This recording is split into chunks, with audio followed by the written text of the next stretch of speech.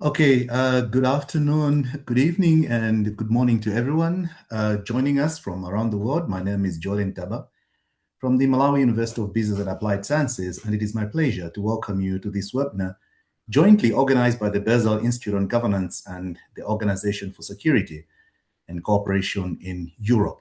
Today, we will explore the increasing important role that investigative journalists play in exposing crypto-related crimes, promoting accountability, and supporting broader efforts to combat financial crimes. As virtual assets continue to transform the global financial landscape, they bring both opportunities and risks. Investigative journalism has become an important tool for helping the public, policymakers, and law enforcement agencies understand and respond to these challenges. We are very privileged today to have a distinguished panel of experts joining us today. To save time, I will invite each speaker to briefly introduce themselves as they respond to their first question. We also encourage participants to share their questions through the Q&A and chat functions. So let us begin, and I will begin with Geoff White. Can you explain what specific value journalists such as yourself bring to efforts to counter crypto-related financial crimes and give some examples of this in action? Thank you, Jolly, so much for that question. Apologies, I was in a very quiet room, which now, because it's lunchtime, has become a somewhat more noisy room. So I hope there's not too much background noise for you. And thank you to the Basel Institute and the OSCE for inviting me onto such a fantastic panel. There's a lot to discuss. Just to give you my background, I'm an investigative journalist and I work in the field of organized crime and technology. So wherever organized crime and tech cross over, that tends to be where I hang out. Obviously, the purpose of the vast majority of organized crime is to make money. And so what those crime operations are looking for is ways to steal money, but also afterwards to launder it, to move it, hide it, and then extricate it and spend it. They're looking for opportunities that stand outside traditional regulations, that stand outside law enforcement, because it's easier for crime gangs to work in that space. So crypto was an inevitable sort of part of this. My own sort of entryway to this was actually covering the activities of North Korea. As people may know, I've done a great deal of work on allegations against North Korea of computer hacking. North Korea, as most people understand, is a country that's short of money. It's used its hackers, its government hackers, to break into financial institutions. That's the accusation against it. What North Korea realized was that the cryptocurrency part of the financial world was the soft underbelly of the financial system. They realized these companies were often far less well protected than traditional financial institutions, which North Korea had previously been accused of hacking into. So they started targeting crypto companies and stealing vast quantities of money. We're looking in the billions of dollars worth of cryptocurrency. It's quite hard to know, and I'm sure we'll get into this in this panel, exactly how much money North Korea is accused of stealing, because of course cryptocurrency valuations fluctuate. So are you valuing the theft at the time it happened? Are you valuing it at what that cryptocurrency will be in dollars now? There's lots of issues, but we're certainly looking in the billions. North Korea's also realized that crypto can be a fantastic laundering mechanism for stolen money. So they're not just taking money out in terms of crypto, they're also converting money into crypto through crypto, using various mechanisms, using things like mixers and tumblers that will be perhaps familiar to people watching this webinar, to move and hide and extricate their money. At the back of it all, though, you know, it is still the case in the vast majority of countries, you can't buy a yacht or a Lamborghini or an apartment or indeed nuclear weapons material with crypto. You still need to have some fiat currency, pounds, dollars, yen, whatever it is, to make your purchase. And so there's a back end to all of this, which is the integration and the on-ramp and off-ramp between crypto and the non-crypto community, the TradFi, as some people in the crypto community call traditional finance. In terms of the influence and the impact that investigative journalists can make on this, for me, there are two sides to this, and I'm more on one side than the other, or one end of it than the other. One thing I think it's really important for journalists and journalism to do is explain this stuff. And I think that maybe gets sometimes left behind, that role. The people in this webinar, the panelists, and a lot of people watching this, know cryptocurrency extremely well, have been covering it and investigating it and dealing in it for years. I think there's a temptation to forget, or a vulnerability to forget, that members of the public, our audiences as journalists, don't necessarily understand crypto. They may well have heard of it, but they still don't understand the mechanics of how it works. And it's very easy to overestimate public understanding of this. It's changing. The last figures I saw for adoption of crypto was around 10%-ish of people in the UK and the US, for example, have a crypto asset that they own. Probably the same in Europe, particularly Western Europe, I'd imagine. So people have it, but they still might not understand it. They still might not understand how it's vulnerable to being stolen and manipulated and used for laundering. So there's an explanation piece that goes around this. And that's what I've tried to do in my role as a journalist. I slightly struggle to describe myself as a journalist, actually. I think I'm a storyteller, and I try and tell stories about these things. I think there are people who do the journalism side of this far more rigorously and really are absolutely at the center of that journalism. And what's interesting about those people is they're not just telling the stories about cryptocurrency, they're exposing weaknesses in the system, frauds and corruption in the system. Could point to the work that Reuters did around Binance, could point to the work that the ICIJ did around a thing called coin laundry, unpacking all of this. And of course, I know that Alex from OCCRP will be speaking about the work that they've done. So there's the explanation piece, and then there's also the investigation and the forcing daylight into this industry. One final thing to say about that is the crypto community is a really interesting bunch of people. Once you start investigating this stuff and you start working with the crypto tracing companies, it's possible, I think, to make quite a lot more progress on that and with open source investigation than you ever could trying to get information out of traditional financial institutions. So it's fertile territory for investigative journalism, but it's complicated and it's still quite opaque. So that's the opening comments for me. That's how I go about it. And I look forward to the rest of the comments of the panel. And Jolly, thanks for your question.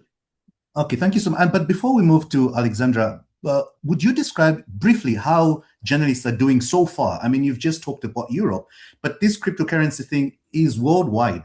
How are they doing, I think, across the globe in terms of making that explanation so that the audience gets to understand the crypto world? Very briefly. Yes, I think, as I say, there's a role of explanation for journalists with this. And as you say, this spreads worldwide. I've talked about the US and the UK. I've also talked about North Korea. A lot of North Korean laundering, we believe, has gone on via entities in Southeast Asia, some entities in Macau. So there's pockets of investigation to be done. But what's interesting for me is when I've seen the work of other investigative journalists that I admire and good institutions, it is a truly global story, you know, that it pops up in different areas, but often when they start the investigation, it can lead them into all sorts of different countries. So I do think this is a really global issue and a global territory for journalists to work on.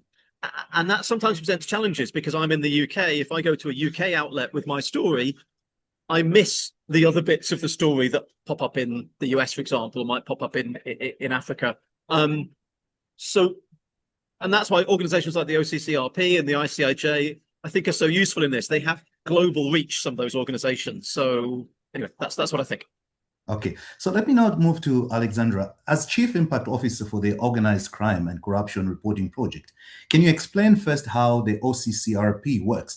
And second, how you try to ensure that investigations by your journalists have real-life impact on law enforcement operations? Great, thanks. I'm just going to share a few slides. Very pleased to be here and to contribute to this topic. We at OCCRP are doing a lot more on crypto. There's more and more stories coming out, and it's extremely challenging work, and hope to get a chance to talk about the challenges a bit more later. But wanted to start out in response to that, describing a few of the stories that we have published and the kind of very concrete impact they have had, which I think really demonstrates the important role that investigative journalism has to play here, kind of picking up on Geoff's points. I would say most of our crypto reporting so far falls in one of two categories. One is looking at crypto-related scams or fraudulent investments, and then the other is the use of crypto for money laundering purposes. So I'll very quickly go through two examples, one of each. The first is a story we did last year, which really speaks to the point Geoff made on how these are all such cross-border investigative projects. This is something that we took on with our Lithuanian partners called 15 Min. And it was about an entity called Bankera, which was the real hot new thing in the Lithuanian crypto space about 8 or 9 years ago. And their initial coin offering attracted a lot of interest from investors who paid in a lot of money. The investigation really dug into how the co-founders of Bankera moved that money into a Lithuanian bank and then eventually to a bank all the way in Vanuatu, where luckily we had a reporter on the ground. And that bank in Vanuatu, the co-founders themselves had purchased. And then that bank made loans to the co-founders, which they used to buy luxury property and other assets. After this investigation was published, we were very pleased to see that the Lithuanian authorities opened a criminal investigation. They conducted more than 30 raids on companies involved, and the two banks faced some consequences as well, both in Lithuania and Vanuatu. The second example is more on the money laundering side. And this focused on two UK registered crypto exchanges that were suspected of laundering money for Iranian players, including the Revolutionary Guard. And what OCCRP did here was to use the UK corporate filings and really kind of dig into who was behind these companies. And what they found out was that the director on paper of these two companies, this woman who you can kind of see her picture there, she wasn't even a real person. She was just a conglomeration of stock images and, made up details. And so they uncovered that fact, but then they did some really interesting OSINT work, including matching pictures of this very sweet looking cat, to prove the ties between these two UK exchanges and an individual who's long been suspected to be involved in laundering Iranian money. Following that investigation, it was good to see the UK Companies House struck the two companies from the corporate register. So here's a couple specific examples of how investigative reporters can dig up fresh information that leads to enforcement action. At OCCRP, we do try to kind of take a proactive approach to generating impact. And we do this through a few ways. One is outreach, trying to get the findings into the hands of the people who can use it. This doesn't always happen automatically. There's so much information out there. One example is this big Scam Empire project that we did last year with 30 media partners led by us and Swedish TV that looked at two large crypto-related scam centers. And they had more than 32,000 victims, really large-scale criminal conglomerates. And we, after it was published, gave briefings to Europol, thanks to Eric, who's going to speak later, and to some other policymakers and law enforcement agencies, just presenting what was published, bringing the findings to life, making sure we could answer the questions that we could. We really find those dialogues to be useful. The other thing we do is collaborate with civil society organizations. We've done this a lot on our corruption reporting, working with Transparency International and others. And it's kind of a handoff mechanism where the journalists do the reporting and then the civil society groups push for policy change or push for accountability, so legal consequences for those involved in the wrongdoing. This has worked really well on a number of corruption issues. I think we're really looking for partners and figuring out who best to work with and how in this new area of reporting on crypto-related investigations. So hopefully that will strengthen in the future. And we're also trying to do more with academic partners, especially experts in cryptocurrency, so they can kind of help us make sense of it all. There are really important limitations on these kinds of collaborations in order to protect sources and preserve our editorial independence. But investigative reporting, it doesn't take place within a vacuum. And I think especially on really fast-moving new frontiers like crypto, finding ways to share knowledge and interact is very, very important and beneficial for the journalists as well. Thanks. Thank you so much. Before we move on to Eric, I just want to remind our participants that, I mean, if you have any question, you can type them in the Q&A profile there. And then if you need a specific person to answer those, then you can also indicate there. So maybe let me move to Eric. As head of the Europol Financial Intelligence Sharing Public-Private Partnership, you bridge law enforcement and other actors, including not only private companies, but investigative journalists as well. What are some of the challenges in bringing together journalists and law enforcement officers? And what are the mechanisms that you've actually put and safeguards to get around them? Eric. Thank you, Johnny. And yeah, also for me, it's a pleasure to be here because I think this being in the same room with investigative journalists, I think it's definitely not, let's say, common from law enforcement perspective. I'm speaking really on behalf of the EFIP, so Europol Financial Intelligence Public-Private Partnership, what is hosted within Europol, but is really kind of an, let's say, a community-driven project. Our main pillars are law enforcement, FIU, and financial institutions. So let's say the investigative journalists are not considered members of EFIP, but yeah, we see more and more common ground. And I think also Alex already touched upon the Scam Empire project last year. And I think there are more and more areas now that we see how can we support each other. But also keeping the independence, and that's a big challenge. So I think the biggest hurdle that you are facing, but that's something that you face in any corporation, but I think this is not, let's say, uncommon or a natural partnership, is trust. And that's where we invest a lot on, how to build trust. And that goes really step by step. And it goes also not to be, to really, let's say, point out the differences and where do you find each other. Because I think at the end, we're all on the same side. We want to uncover, let's say, what is covered, the criminal activities. I really admire the work of the investigative journalists, and they go, let's say, in areas, I think on OSINT, we can learn so much from them, but also in other areas. But they also have tools we don't have. They have, let's say, maybe not some blockades that we have, but law enforcement is also able to bring things to court. And I think that's where you can find the added value for each other. So, because it's not just only publishing on, let's say, criminals or criminal activity, but it's also about, okay, how can we bring the bad guys to court? How can we make justice on that? How can we make changes on policy? So I think that's where, let's say, public-private partnerships and a trusted community as EFIP, let's say, touch base. And it's still an area of exploring.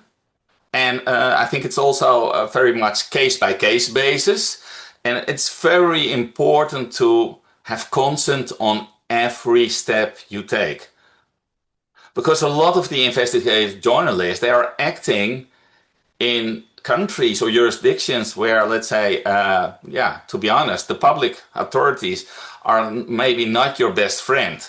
And I think that's something that we have to really take care of and do it step by step. And I think that's why something like EFIP, where we, let's say, more act as the man in the middle, can really be helpful to have that broad exposure.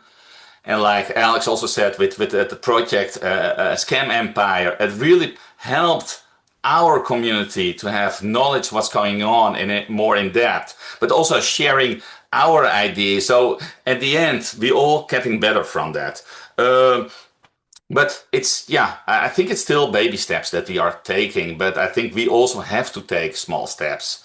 Because if we go too fast, I think everybody knows about trust. It goes, let's say, it comes by foot, but it will leave by horse. And I think that's something that we really have to respect. We have different, let's say, objectives, let's say, on the direct way. But at the end, we are all fighting, let's say, the criminals who are trying to make this world a little bit worse. And I think what we want to do from our own capacity is to make it safer. Okay, and I think maybe before I go to Spencer, I think I'll make a follow-up question. And you raised a very important issue, and that's the issue of trust. I mean, there has to be, I mean, that trust before between the agencies as well as the journalists themselves, and that's an issue because I think both have, while we're heading towards the same goal, you find each one have their own way of doing things. And the issue of trust is something that cannot be taken for granted. And maybe the question would be, how do we build that particular kind of trust? What is supposed to happen to ensure that at least there is that kind of trust where when somebody else is talking to the journalist, they know what they're doing is going to be used in the way that it wants to be used. But at the same time, the investigative journalist is also trying to unravel something that somebody else is trying to hide. How do we reach a compromise there and find ourselves in between? It's a compromise what we see in our whole community, but that's more like maybe a little bit more natural. But we work with, let's say, we call it the principle of cooperation. And that's not a legal document. If you breach that, it's not that we go to court. So there's also within the EFIP community. But I think we are very much pointing on that point that if you discuss things in, let's say, in a specific setting, then it should stay in that setting till, let's say, everybody is consent to get it out. And that's a little bit how we work in this kind of partnerships. And I'm working in all kinds of partnerships already for a long time. And that's kind of challenging, I think, especially for the public authorities. If I'm there in my capacity as manager or head of EFIP, that I'm there in that capacity, then information what's shared in that, let's say, a framework is not automatically shared with Europol. The same thing the other way around. That we have people from the banks, we have also the challenge, for example, with supervisors, FIUs. And that's, I think, the biggest challenge in kind of partnership or cooperation mechanism is that you discuss things together to enrich your knowledge. And at the end, you need to have kind of common outcome. What can be used further than this cooperation mechanism? And if you go beyond that, yeah, you blow up the biggest thing what is out there in cooperating, and that is trust. And you can only blow up that once. I think that's what we try to do, and that's also in this area is new for us. So I think those steps, what I said before, they are smaller steps to make, but it's still out there. I think, and you cannot have full guarantee on it, but you can just, what I said, you cannot just blow up once. Okay. Maybe before we move on again to Spencer, let me just go back on the same question to Geoff. Geoff, I mean, it's an issue of trust, which as a journalist, you're supposed to, to uphold in your undertakings every day. How do we build that trust to ensure that at least those people who are our news sources trust what we do? Yes, I think the difficulty I see here is starting an investigation, which I'm trying to think whether this has happened to me. I don't think it has, but I'm sure it's happened to others, maybe others on this panel, where you start an investigation and you have a source and it starts out as a purely journalistic investigation and it's going to be published somewhere at some time. At a certain point, either the journalists themselves will decide that law enforcement should be involved or could be involved or could help, or that law enforcement and journalistic endeavors crash together. At that point, I think I would hope that as journalists, we've worked up enough trust with the source that you can turn around to them and say, look, this is now becoming a criminal investigation. We want to get the police involved, or the police are becoming involved. It is, though, a very difficult conversation if that individual does not want that to happen. I know of multiple examples where individuals were happy that law enforcement got involved. They wanted to see justice. You know, they wanted to see some outcome to this of the kind that Alex has described, you know, law enforcement action, court cases, companies being shut down. But there will be sources who are uncomfortable with that, one reason or another. And the other thing is, and this comes perhaps to my personal psychology, you know, as a journalist, you do try to control what's going on. And I like to be in control of things. One of the concerns I've got about law enforcement is the amount of control that you have at that stage over what happens, over what's going to happen to your sources. we give our sources confidentiality often, but I have to be honest with them and say, look, if somebody comes along with a warrant and forces me, I will fight that warrant. But if it goes to the courts and I lose, law enforcement can request this information. I'm trying to be honest with sources about that. That's different to a situation in which I, as the journalist, decide to involve law enforcement. So there are issues here. And the obvious answer is to play with as clean hands as you can, to be as open and honest as you can with the people you're dealing with, the sources you're dealing with. But like I say, the story can evolve and it can move and the investigation can move, and you can end up in territory that you weren't in at the beginning when you first started working with this source. There's no easy answers, Jolly. It's a bit of a complex answer that, but that's how I come to it. Yeah, okay. All right, now, so let's move on to more practical terrain now. Spencer, so far we've talked about law enforcement, but your recent coin laundering investigation is having significant impact in terms of public awareness and at the policy level. So first of all, can you explain to us what coin laundering investigation is, why and how it has actually happened? Yeah, absolutely. And thanks for having me and thanks for the question. The coin laundering investigation, it was and still is a collaborative investigation led by the International Consortium of Investigative Journalists, where I work, with 36 media partners around the world. And it is a look at illicit finance in cryptocurrency. So more specifically, it mainly looks at two areas. The first is dirty money in centralized exchanges, centralized cryptocurrency exchanges. Those are, you can think of those as kind of the big banks of crypto.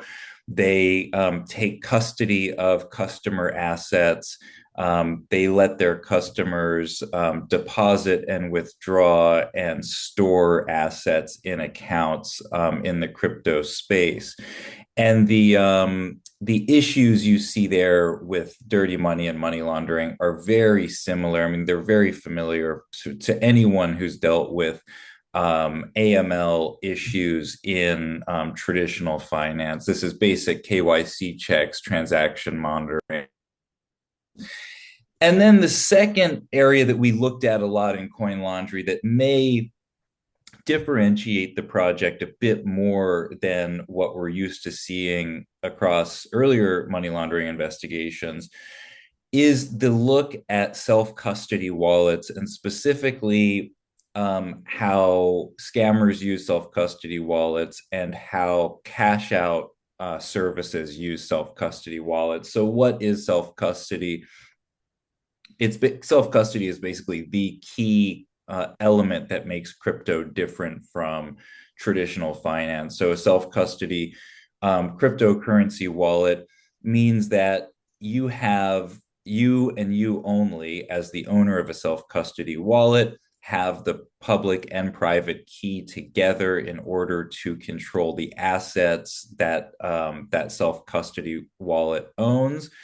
And it means that no law enforcement authority or anyone else can affect the assets or seize the assets in that account.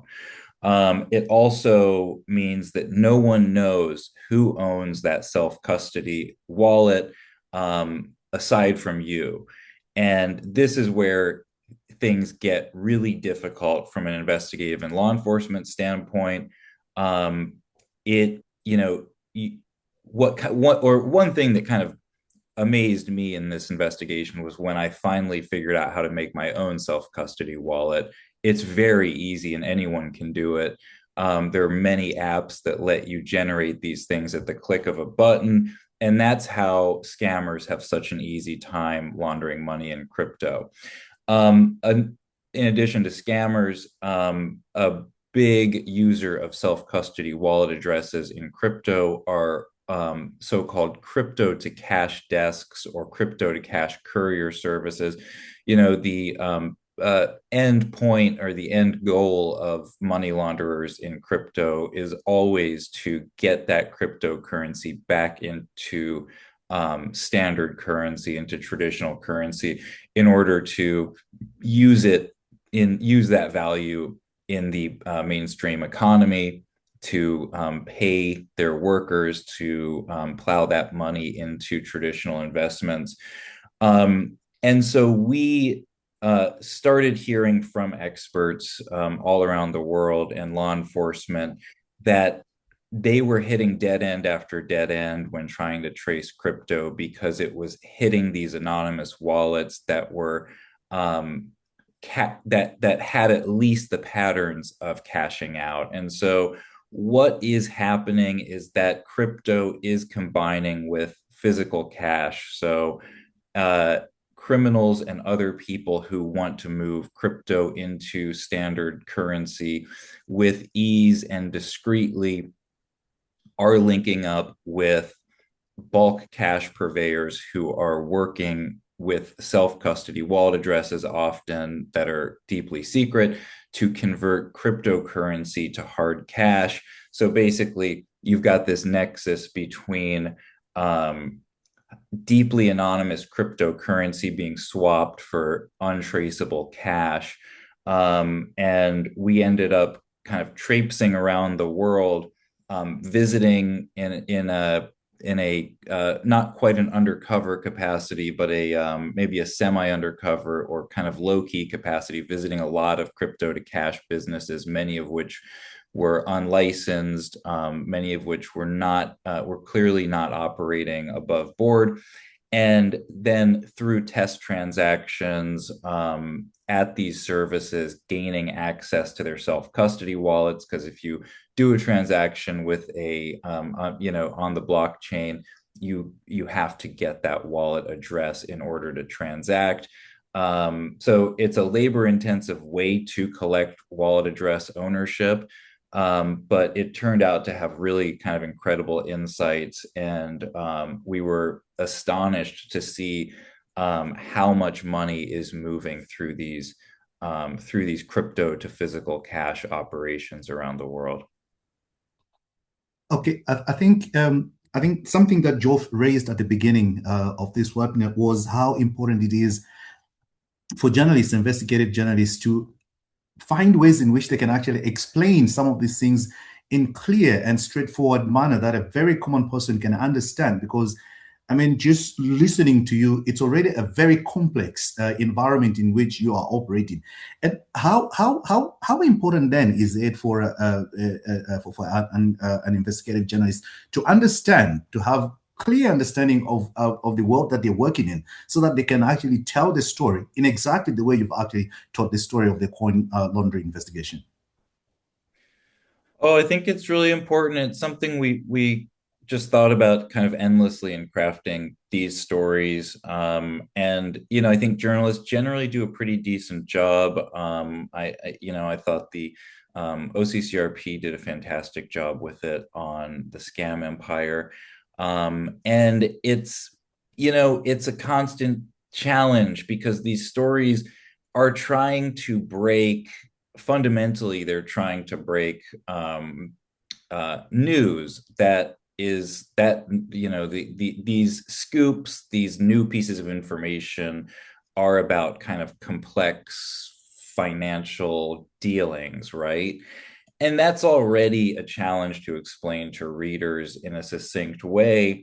But then with crypto, you have this additional challenge of having to explain what cryptocurrency is at a more basic level to a general readership, which is, we obviously cannot assume that that readers understand, or that all readers have a deep knowledge of crypto. So then all of a sudden the stories are serving a dual purpose, which we're not quite used to. We're explaining the complex ins and outs of crypto, and then trying to explain the often complicated findings of our investigation. So it's really tough, and with each story there are trade-offs. How much do we explain about crypto at the top of the story versus how much do we explain about the basic findings of the story? And then when you get into this kind of more nuanced territory, that is kind of crucial to try to explain what a self-custody wallet is, and the fact that basically, if you understand what a self-custody wallet is, you can understand that at the click of a button, you can create as many anonymous financial accounts as you want, which is a truly revolutionary development in the history of money laundering, then that opens readers up to kind of understanding the material at a deeper level, if that makes sense. Thank you. Thank you so much, Spencer. What we've heard so far demonstrates that investigative journalism can do much more than expose wrongdoing. It can influence public debate, strengthen accountability, and even contribute to policy reform. So, for example, in Malawi, we recently saw this through a collaborative investigation by journalists under the Continuing Education Program. Their investigation into corruption in health sector sparked national debate and ultimately contributed to action at the highest level of government, including a presidential directive aimed at addressing some of the issues that had been uncovered. This reminds us that impactful journalism requires more than talented reporters. It actually requires skills, resources, mentorship, and an enabling environment that allows journalists to do their work effectively and safely. So, Tom, from your perspective, what kinds of training, resources, and support do investigative journalists and other non-state actors need to play this role more effectively? Tom. Yeah, thank you very much, Jolie. My name is Tom Walugembe. I work as a senior specialist asset recovery with the Basel Institute on Governance. So allow me to just give a very brief overview of the Basel Institute of Governance, particularly for our viewers who may not know about this organization. So the Basel Institute on Governance is an independent center for expertise that is based in Basel, that works worldwide to promote good governance and also counter corruption. And the Basel Institute on Governance works together with governments, civil society actors, the private sector, and other stakeholders in this fight against corruption. So the Basel Institute is based, it has field operations in a number of continents, including Europe, Asia, South America, and Africa. Now, under the Basel Institute on Governance is also a very important specialized center known as the International Center for Asset Recovery, which specifically works to assist partner countries to conduct effective financial investigations and also recover assets. So the International Center for Asset Recovery particularly does this work in two main areas that I would point out. The first one would be case support, in which the International Center for Asset Recovery embeds experts within partner countries to assist investigators and prosecutors in terms of mentorship on live cases. But then the International Center for Asset Recovery also has a training function, and I'm part of that group of trainers. And the International Center for Asset Recovery's training team has delivered training on financial investigations and asset recovery in over 40 countries in the last 2 decades. So these trainings, Jolie, have been mainly targeting state actors and law enforcement officials. Those include, like I said, prosecutors, magistrates, officials of company registries, and so on and so forth. But in the last few years, we have increasingly received requests from non-state actors who also wish to benefit from this level of expertise that the Basel Institute on Governance offers. So to try and move to your question in regard to the training gaps that journalists and civil society organizations would benefit from our point of view, we of course agree with all the panelists here who have pointed out that investigative journalists indeed play a very important role in regard to exposing financial crime and corruption. But there are gaps that we think need to be covered so that they can do this work in a better way. If you talk of things like skills to conduct more effective financial investigations, even from their level, skills in regard to analysis of financial records, analyzing information from databases, and also other points of gaps that would point out would be things like open source intelligence. We already know that many investigative journalists are very, very strong in this area, but we believe that more can be done, especially in regard to exposing illicit assets. Yeah, and we know that many corrupt people have some tendencies of flamboyance, and they like flaunting their ill-gotten wealth. So we think that through harnessing open source intelligence more, a lot can be done in this area. Then we think also investigative journalists and civil society could be enhanced in their understanding of asset recovery mechanisms, whether we are talking about nuances like non-conviction based forfeiture, unexplained wealth orders, illicit enrichment prosecutions, and so on and so forth. Then, of course, we think that there could also be more skills imparted in regard to them understanding what exact role can they do in terms of cooperation with law enforcement in regard to giving information. And when we talk about information, we are talking about actionable intelligence that can lead to the opening up of investigations and eventually recovering assets. Then, of course, we know that international cooperation is also very essential in financial investigations and asset recovery. So we would think that they would benefit in understanding the nuances that are involved in how state actors cooperate in terms of asset recovery. So from that background, the International Center of Asset Recovery has developed a course which is known as Asset Recovery for Civil Society and Journalists, and it will be launched in November this year. This particular course will be delivered online, and it will be a paid course. This information can be accessed on the website of the Basel Institute. And we hope that a number of investigative journalists will be able to benefit from this training, because it will draw from our past experience of training law enforcement officials in this area. And it will be the same kind of training whereby all ICA trainings are known to be very practical, skill-oriented, and yeah, so the training will be the same kind of training.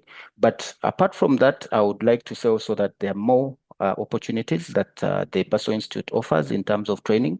There's another course called Crypto Investigation and Anti-Money Laundering Compliance, which is also available to be attended by investigative journalists. Obviously, that would touch on the specific area that we're discussing today, which is crypto investigations. Then we also have a lot of e-learning opportunities that are free of charge on our website. But beyond training, Jolie, like you've said, in terms of other support that is wider than training, of course, we know that journalists need funding to do their work. We know that they need some kind of security assurance and technology investments if they're to perform their work better. So that's the way I would answer your question, Jolie. Thank you so much. Okay, so maybe before I proceed to open to questions from participants, maybe a question to Spencer and Alexandra. You've actually heard what Tom has actually said. Do you think that the needs for investigative journalists, both in the developed and the underdeveloped or developing world, are the same, or are there specific skills that each and every investigative journalist, more especially who is looking into the crypto world, needs to have? Let's start with Alexandra, and then we can move to Spencer. Great, thanks. I don't think it's necessarily developing, non-developing, but there have to be specializations. Like, not everyone can or should be an investigative journalist focusing exclusively on crypto. I think the idea is to work across networks so that journalists at diverse outlets have access to that expertise. So like the way OCCRP is set up is that we have a centralized research and data team that has, a lot of follow the money expertise, growing crypto expertise, but I would say it's a real area where we need more. And then we try to make those skills and the data they have available across our network. So if a journalist in, I don't know, in Peru or in Morocco has a story that they're pursuing that leads into crypto, the same way as if it led into a series of shell companies or any other area of kind of cross-national complexity, we can try to, help and have that expertise available. I do want to speak on some of the challenges in general of doing this kind of reporting, because I see some of the questions, but Jolly, tell me whether to keep going or come back. Okay, fine. I think let me hear from Spencer, and then we can always check the questions first. Yeah, absolutely. I mean, agreed with Alexandra on all of that. With crypto, so we at ICIJ, we have spent the last year and a half very deliberately increasing our expertise and capacity to take on complex crypto investigations and to really build in-house crypto skills.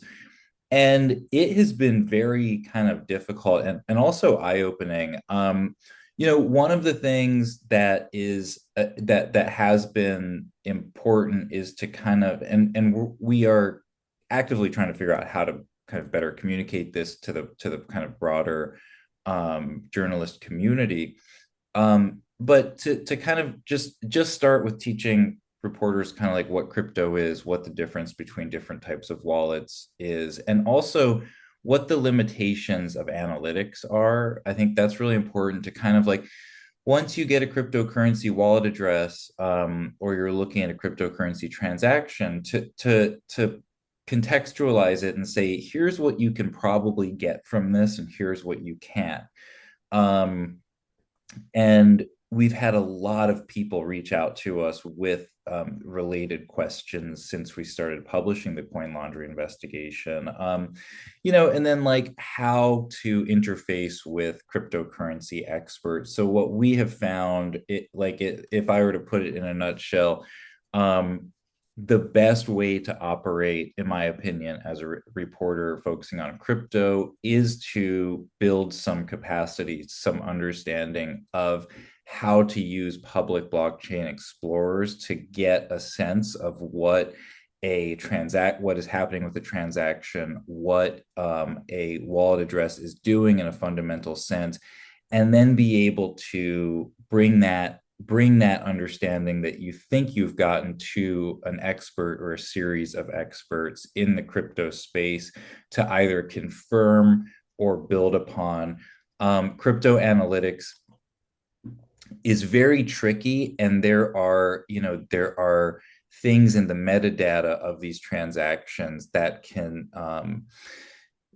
really trip you up if you don't read them correctly and things like that. Bitcoin transactions, of course, work in a much different way, in a more complicated way than individual transactions in many cases, on the Ethereum or Tron network. And so relationships with experts are crucial, but also it's never very helpful to just come to an expert and say, tell me everything about what I'm looking at here. It's good to be able to look at the thing yourself and then say, am I looking at this correctly? And then the role of blockchain analytics firms comes kind of heavily into this conversation, inevitably. And we found them to be just remarkably unhelpful. And I think if a journalist goes if a journalist goes to a blockchain analytics firm with a press request to give them a report, sometimes they'll get what they want, but in many cases it will likely be sanitized, and by sanitized I mean these firms are very reluctant to call out private sector players by name, because a lot of these private sector crypto firms are their clients. So there is a kind of fraught relationship there that's really important for journalists to understand when they're dealing with these private vendors who do this very complex, impressive, important blockchain analysis, but are not really, in many cases, willing to give the whole story because of their basic private sector constraints. Okay, thank you, everyone. I think we've had some fascinating insights and practical experiences from our panelists today, and I suspect that the discussion has generated as many questions as answers. So we still have some time. I can already see several interesting questions in the Q&A, so let's open the floor and bring some of those into conversation. So I think the first question is one that I think Eric can take, and it says, in what ways can journalists collaborate with law enforcement without compromising their independence or sources? Have there been successful cases where journalistic investigations directly triggered law enforcement action on virtual assets crimes? Eric? Yeah, that is possible, but I think it's not really in cooperation. I think it's hand over part of their, let's say, work, what should be, let's say, or where's a wish to bring that to court or to the right authorities. I know we have some of those cases, but I don't want to, let's say, point out, let's say, more into the details. But it's like I said before. So it's sometimes some areas. So it's not that we get all the data from journalists or whatsoever. It's more like that what happened is that things are already sometimes reported, and not there's no feedback loop, and then as an EFIP community, but also through my colleagues at Europol. Even I'm a Europol staff, but I do a lot of I'm more, let's say, in the middle, try to reach the right channels and authorities. So it's really by a case basis, and it's definitely not okay. They do an investigation as an investigative journalist and hand over all the information to law enforcement or vice versa. So there are areas that you think, hey, this partner and investigative journalists are seen maybe as a partner, and the other way around can support us to bring that to the proper channels. I think the big difference that we have is also that IFIP is not, let's say, one country. So especially with, let's say, corruption or circumstantial sanctions cases, they are much more sensitive. And there might be a reason why things are not handled directly in a country, or that it is difficult. And maybe it's also good to look, let's say, with a broader view to it. So it's really a case by case basis, but it's not, let's say, that we have a daily cooperation with journalists and the other way around. So I think it's more like, hey, they can bring added value, and that's what they think probably about us, to bring the criminals to court, and maybe we can point out to that. I think what is even more important is that we can learn from each other. So sometimes it's not without really sharing all kinds of details, but just learning how we are doing things, or to address red flags, and because sometimes that knowledge is not known within the public authorities or the.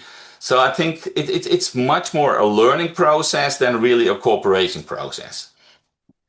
There's a second question. Alexandra, did you have something to add? I was just nodding. Thank you. Okay, all right. So there's a second question here. It says, in an environment defined by extreme fear and institutional corruption, traditional off-chain verification becomes highly dangerous. How do investigative teams safely bridge the gap between anonymous data and dangerous on-the-ground reality without compromising sources or researchers? Anyone can pick up that question. I mean, I think what we see in the crypto space is that, the threats that journalists face are the same that they face when they're reporting on large-scale money laundering or other forms of corruption or organized crime. And those threats are very serious in many countries and getting worse in many, many countries. And they include political threats. They include threats to our digital systems. The DDoS and hacking efforts that are coming at OCCRP and its members regularly are quite intimidating, as well as legal threats. And I think people are probably pretty familiar with what a difficult environment journalists are facing. And so needing to really carefully think about security in the type of scenario that was described in the question is definitely really important. But I think when it comes to crypto, I think it's very important to watch how, in a lot of this we know about from investigative journalism, how major players in the industry are cultivating very close ties to those who are in power, and how that kind of, I think, even makes the reporting environment and the law enforcement environment all that much more difficult because, trying to expose wrongdoing of actors who are very well politically connected, I mean, that's a situation where the risks get even higher. Okay, let's move on to the other question, and it says, I would like to hear panelists' views on the potential issue associated with sector reliance on Silicon Valley-backed blockchain intelligence firms that position themselves as both boasters and guardians of the industry. I don't know who's going to start picking up the question. I'll happy to start answering that question. I think Spencer raised a really good point in his comments in terms of blockchain analytics companies and how they respond to requests and how willing or otherwise they are to name and shame, I suppose would be the word. I think that's definitely true. I have to say, I think what the question's looking at though is the idea that crypto analytics companies have this role of being a booster for the industry, but also, a guardian of the industry. I have to say, obviously, I've looked into various of these issues, and a lot of it's been about North Korea and nation state threat. I haven't found that among the crypto analytics companies that I speak to, and more importantly, the bits of the crypto analytics companies I speak to, which is the bits that do analysis and forensic investigation and are looking at the misuse of crypto. I haven't got the sense that they're turning around to me and saying, well, Geoff, why are you looking into these bad stories about crypto? Why aren't you doing stories about how great crypto is? Absolutely not the case. They've generally engaged quite well with what I'm trying to be after. They've worked quite well with me on that. So I haven't had that experience, but I'm also aware that I'm coming at this from a particular sort of dimension in terms of, as I say, I'm looking particularly at nation states threats like North Korea. But that's been my experience. I'd be interested to hear what the other panelists have found. Okay, Spencer? Yeah. Oh, okay, Alexandra, yes. No, ahead, I thought what Spencer said was really useful on this earlier, and I think maybe we're somewhere a bit in the middle. I mean, we have used the services of these firms on some investigations, and it's certainly added value. But relying on them is not the most comfortable position because there are these potential conflicts of interest. That's definitely one concern given the magnitude of their client base, their role in the industry. It's expensive is another challenge. And then I think also there's kind of transparency issues, the way the issue of trust came up earlier. I mean, in order for our findings to be trusted, we have a very rigorous line by line fact checking system. And the conclusions that these firms sometimes provide don't align very well with that because they're not unpacking how they arrived at their conclusions or their findings because that's kind of proprietary. And so it's another way in which, relying on them too much just isn't practical. And I think we do have investigations now that are stalled because there's kind of a capacity gap there. I mean, what Spencer described of needing to build in-house capacity using public tools as much as possible. I think we've made progress on that. And I think we need, ideally a couple specialists to join the teams here, which, we can't afford right now, but that's what it calls for, is that kind of consistent engagement who could then work with our member centers around the world on their crypto investigations. We have done some trainings, especially in the past 3 or 4 months, that have been useful, but it's not the same as having kind of consistent in-house expertise. One idea that we have that we're trying kind of to address this gap a bit is what I mentioned before in working more with academic experts. And on paper, there should be some complementarity there.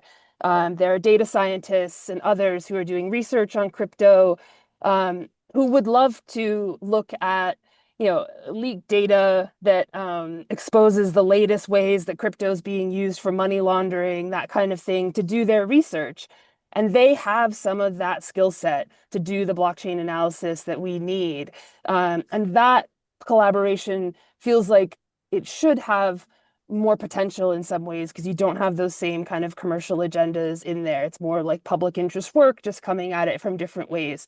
And we have an initiative called the Illicit Finance Data Lab that is trying to bring together data scientists and researchers with investigative journalists to help kind of deal with the complexity of this field. So if anyone's interested in that kind of work, please do reach out. But we're hoping that that's like a side route for getting around this technical capacity problem. Okay. Jolly, thank you. Yes. can I also react on this one? Yes. Go ahead. Within Egypt, we have 9 work streams. One of the work streams, and they are all, let's say, groups of experts. One of the work streams is our crypto assets work stream. And what we have in there, so it's not only IFIP members and observers, but we also have external experts. I think it's quite a big, let's say, group with experts coming from Europol, coming from law enforcement, FIUs, banks, but also crypto intelligence organizations, and really discussing together, let's say, the threats. And also kind of, so you have all automatically, because you have all those, let's say, experts together, they have kind of a peer review also in how things are going. So that's also how we try to overcome that we are not connected to one, let's say, crypto intelligence organization. Sometimes they address something and then you want to look at it from different angles. So probably you cannot overcome all. And there is, of course, somehow commercial interest, but we try to organize that the best that we can to have, let's say, a variety of players on board, NGOs, let's say academics, law enforcement, FIUs, crypto intelligence organizations, to have that broad view also on new threats. And they were very instrumental also in some of the areas that we worked on in specific crime areas, and say, hey, what do you see from your side, or how's crypto moving in this crime area? So I think it's of course new, and I think what is really helpful is that you have that broad group, that you're not connected to one vendor or something, but that you have that kind of peer review. Okay. All right. So we're running short of time now, but there's still 2 more questions. And I think before I go, there's one question that I wanted to answer at the end. But let's go to the one that has just come now. It says, as an emerging, which actually links to what Eric has just said now. It says, as an emerging frontier in the financial service space, crypto is, in most countries, remain cautious about legalizing or recognizing crypto. The question is whether countries should adopt this medium of transaction, knowing the huge capacity gaps, or continue the status quo with the consequences of undergoing and unregulated operations. Eric? Yeah, I think I'm not an expert in this field, so I think it's difficult to answer. But I think if you just do nothing, it's here to stay, and it's there. So I think the worst thing that you can do is to deny that it is there. So I think you have to find a way how to deal with that,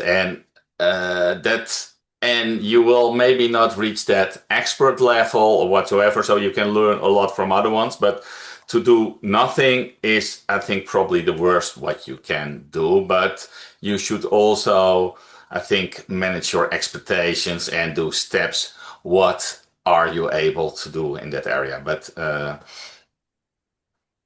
Jolly, if I could just yes. something very brief on that. I would just like to say as well that my view would be that countries are better off accepting that crypto is a reality and trying to pass laws that regulate it, as opposed to just denying that it does not exist at all. And we've seen this in many, particularly African countries where we've been, where people say, oh, well, crypto is illegal and the police take that kind of approach, and then they do not even try to investigate these cases, or they do not try to create functions of expertise within themselves. But to me, I think it is better for them to acknowledge that this is now a reality, and the better approach is to pass laws that regulate it. Okay, thank you so much. So there are two questions here that are, I think, interlinked. One, it says, how to ensure that a country's decline in press freedom still does not influence the quality, safety, and impact of investigative journalism in that particular country? Who's going to pick that one up?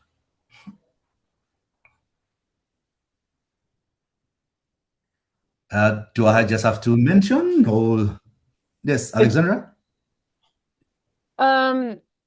Yeah, and I see one in here about OCCRP managing expectations with sharing information. I mean, to be clear, yeah, on sharing information with law enforcement. When we do a briefing about our investigations to law enforcement, that's after publication, and we're describing the information that's been published. So, I mean, many journalists, organizations go to conferences or give webinars where they describe the findings of their reporting. So, and that can lead to like interesting conversations like Eric was saying about, evolutions in crypto trends or what we're seeing in this country, but we're not sharing unpublished information or data with law enforcement. The way we share information is by publishing stories. So that's just to clarify on that one. I would say that declines in press freedom do influence the quality, safety, and impact of investigative journalism. Like the threats that are faced in many countries, it leads to self-censorship. It leads to journalists having to relocate and work from exile, which comes from its own challenges. There's a lot of stress and distraction that comes from managing repression. So I think what's even more important is how everyone here can do what they can to protect press freedom, and governments kind of taking that issue seriously and putting it at the top of the agenda, and making sure that investigative journalism organizations have the funding they need to do the work on these really technical issues, but also to protect themselves and their partners, which takes money as well. So I think there are things we can do to push back on declines in press freedom, but they absolutely have a cost on how much actionable evidence journalists are able to get out there, which then I think can have an impact, but it has to get reported first. Okay, thank you so much. So here is another question, and it says, let's see. Okay, so in the panels, they would be very interested to understand the panel's experience with crypto investigations in Africa, where many countries still lack legal clear or policy framework for crypto. What challenges does this create for journalists investigating and following up on these cases? And if a major issue is uncovered in a country without such frameworks, are there ways to pursue or refer these matters under some kind of international framework? Geoff? Yes, it's interesting. There is my sort of exposure to this is in looking into sort of West African fraud networks operating, and there's a movement, as far as I understand it, into cryptocurrency and some of those crime operations, inevitably, naturally. As to the sort of legal and policy frameworks, I think what the question is trying to get to is if you do come across this stuff, how do you, for want of a better phrase, refer it up or get international attention, potentially international law enforcement attention? And I think, frankly, folks like Eric seem to be a really good possibility for that. Obviously, going beyond Europol, sort of Interpol levels. I don't know whether, Eric, you can comment on that at all in terms of what colleagues on the Interpol side might do with this.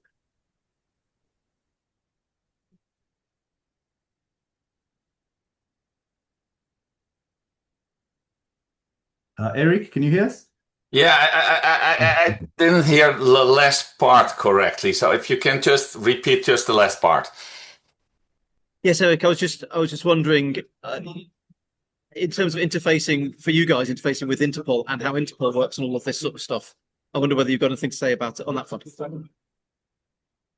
Yeah, the cooperation between Europol and Interpol is also on let's say a case-by-case basis. So there's no specific, but there are crime areas, of course. What you see within Europol, we have our main focus on Europe, on the EU, but currently we have, I think, and don't get me totally on those numbers because I don't have, but I think we have around 50 liaison bureaus also within Europol itself. So we are already in direct contact with a lot of other countries. Not all of them we have, let's say, working arrangement with them, so we cannot always exchange, let's say, operational data. So that's much more on a strategic level. So what we try to do is, let's say, to have as much as possible impact in specific cases. So it's really a case-by-case approach.